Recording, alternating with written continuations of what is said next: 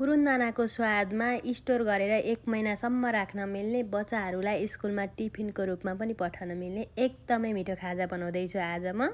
एक ठुलो चम्चा घिउ तताएँ, हजुरहरूलाई कतिको मनपर्छ त्यो अनुसार राख्न सक्नुहुन्छ। अलि निकै जिरा फोराउने, त्यसपछि मैले चाहिँ कालो भटमास लिएकी छु। लो हिटमा मजासँग पाक्ने गरी पड्काउने। जब पाक्छ त्यसपछि चाहिँ मैले अलिकति कडी पत्ता राखेँ, त्यसै गरी बदाम, हजुरहरूले काजु, ठुलो बदाम पनि राख्न सक्नुहुन्छ। अब यो बदाम र कडी पत्ता चाहिँ पाक्ने गरी भुटिसकेपछि सुकेको खोर्सानी राखेर सरसर चलाउने। त्यसपछि मैले चाहिँ 1 कचौरा चिउरा राखेकी छु, त्यसै गरी भुटेको चना, 1 कचौरा भुजा, त्यसै गरी अलिकति मखना पनि राखेकी छु। थोरै बेसार, बिरे नुन राखेर मजासँग चलाउने एकदमै लो हिटमा।